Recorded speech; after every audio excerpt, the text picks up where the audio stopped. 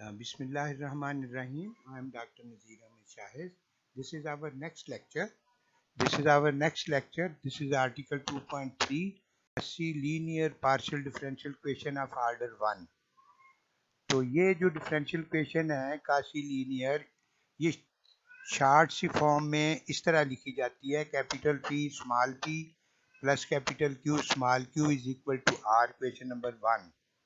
P इसमें ux है, partial derivative with respect to x, q u y है, और यहाँ capital P Q R they are functions of x y and u.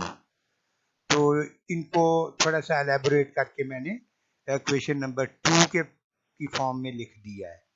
ये equation number 1 या equation number 2, इनको Lagrange linear partial differential equation कहते हैं. उसके बाद आप देखो, ये इसके नीचे इनकी एग्जांपल्स हैं, ठीक है ना. ये क्वेश्चन नंबर ये जो है 3, ये सेमी लीनियर या ऑलमोस्ट लीनियर की एग्जांपल्स हैं.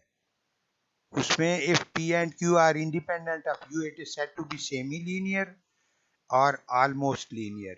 In this case question number 2 reduces to, ये उसमें ब्रैकेट में U खत्म हो जाता है, इसीलिए इनको सेमी लीनियर कहते हैं. और इसकी एग्जांपल नीचे दी हुई है, ये सारी नीचे एग्जांपल्स जो हैं एक दो, ये semi linear partial differential equation की इसमें एग्जांपल्स हैं. We have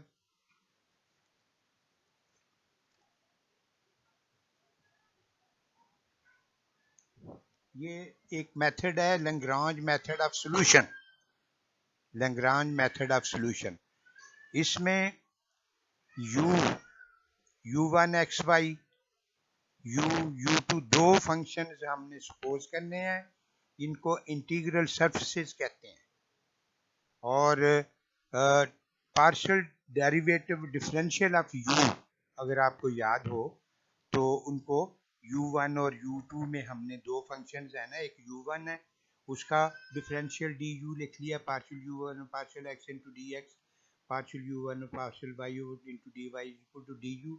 इसी तरह u2 का, और shortly partial u1 partial x हमें पता है कि ये स्मॉल p होता है, हमने इसको p1 रख लिया है, p1 dx plus q1 dy minus u is equal to 0, p2 dx plus q2 dy minus du is equal to 0. तो यहाँ से ये देखो एक रिलेशन आपको याद होगा कि इस तरह की इक्वेशंस हो तो उनका सॉल्यूशन इस तरह से लिखा जाता है, dx ओवर, बाकी वो ज़र्ब खा जाते हैं ना, जैसे डिटर्मिनेंट में ज़र्ब देते हैं, dy ओवर, इसी तरह du ओवर, वो जो डिटर्मिनेंट की तरह जिस तरह आपस में ज़र्ब खा जाते हैं, p2 q1 minus p1 q2. और लेकिन यहाँ पे ये हमें पता है, capital p small p1 plus capital q small q1 r के बराबर है, ऐसे p2 के बारे में. तो शार्टली वो जो इक्वेशन है ऊपर, उसको हम शार्टली इस तरह लिख सकते हैं, dx over capital P, dy over capital Q, du over capital R. Equation number 5 बन जाती है. और ये इक्वेशन जो है हम यूज किया करेंगे फॉर द सॉल्यूशन ऑफ, यानी ये फार्मूला पी क्यू आर हमारे पास होगा, तो इसमें पुट करके ना हम फिर सॉल्व कर लिया करेंगे. तो ये लैग्रांज ऑक्सिलरी इक्वेशन कहलाती है. तो प्रॉब्लम को हम रिड्यूस कर लिया करेंगे इसमें, और उसके बाद उसको फिर सॉल्व कर लिया करेंगे, तो ये फार्मूला हमारा बन जाएगा. अब देखो example, this is the page 23. Find the general solution of xp plus yq is equal to 3u. तो ये देखो यहाँ कैपिटल P x है, कैपिटल Q y है, कैपिटल R 3u है. तो वो एक्सिलरी सिस्टम हमने यूज कर लिया, dx over x is equal to dy over y du over 3u is over 3u. तो इस तरह से इनको यहाँ से दो रिलेशन ले लिए, dx over x is equal to du over 3u, उसको हल कर लिया तो f1 निकल आया. ये देखो आप उसी तरह इंटीग्रेट करके, तो constant of integration log form में लेते हैं ताकि वो कम्बिनेशन बन के कैंसिल हो जाए। ऐसे ही फिर दूसरा रिलेशन वहां से ले लिया है dx over x is equal to dy over y, तो यहाँ उसको भी सॉल्व कर लिया, ये दूसरा फंक्शन बन गया। तो general solution phi is equal to इस तरह लिख लेते हैं u over x3 y over x, तो ये u ओवर x3 f1 था और f2 ये था। अच्छा, ये तो हमने दो रिलेशन ले लिए है ना, और कम्बिनेशन के साथ भी नीचे मैंने बताया हुआ कि ये कम्बिनेशन लें तो ये सोल्यूशन भी हो सकता है। नेक्स्ट वी हैव, ये देखो, ये एक एग्जांपल है, example 2 on page 24, find the general solution of the partial differential equations. तो ये देखें, ये भी उसी तरह से है। नंबर 1 में AP plus BQ plus CU is equal to 0, इसको हमने इस फॉर्म में लिख लिया है, एक टर्म दूसरी तरफ ले गए, माइनस CU राइट पे ले गए।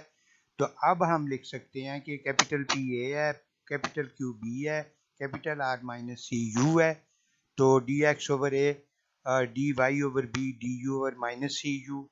तो इस तरह से इनमें से दो रिलेशन लेके एक सोल्यूशन लिख लिया, फिर बिल्कुल उसी तरह फिर दूसरे दो रिलेशंस आपस में इक्वल करके दूसरा सोल्यूशन लिख लिया, और u is equal to C2, ये तो जनरल सोल्यूशन आपने इस तरह से लिख लेना है, u is equal to e power phi into this, ठीक है ना।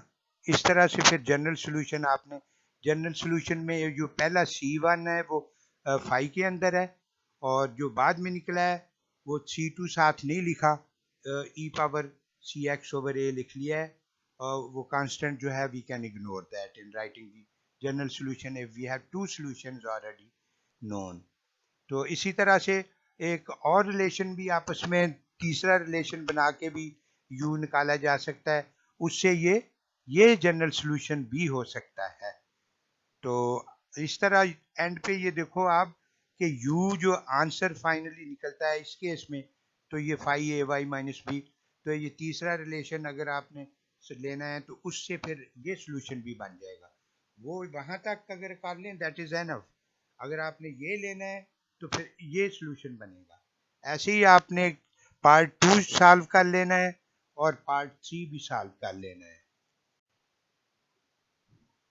ये उसी तरह से ही हैं भाई सारे। तो एग्जांपल 3 है, ये इसमें भी कैपिटल P Q और रख के dx over this dy over this, यहाँ एक पॉइंट है जहाँ dx over 2x is equal to dy over 3y is equal to du over x plus y है ना, इसको ना ऊपर नीचे -1 ओवर 2 से मल्टीप्लाई करके, तो इनको आपने, वो देखो ऊपर लिखा हुआ है कि चूजिंग द मल्टीप्लायर्स एज, पहली टर्म को -1 ओवर 2 के साथ, दूसरी को -1 ओवर 3 के साथ, और तीसरी को 1 के साथ ऊपर नीचे, तो आप देखते हैं नीचे 0 आ जाता है।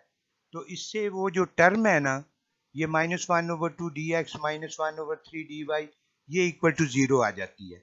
After integration equal to b constant of integration है। तो ये इसका सोल्यूशन फिर ये इस तरह हम लिख सकते हैं, ये फंक्शन ऑफ c जो है वो ऊपर निकल चुका है, और b यहाँ से आप ले लेते हैं, तो ये function of c and b equal to 0, ये जनरल सोल्यूशन है। तो ये नीचे रूल बताया हुआ है जो ऑलरेडी हम क्वेश्चंस में अप्लाई कर चुके हैं, और उस ये working rule Lagrange differential equation.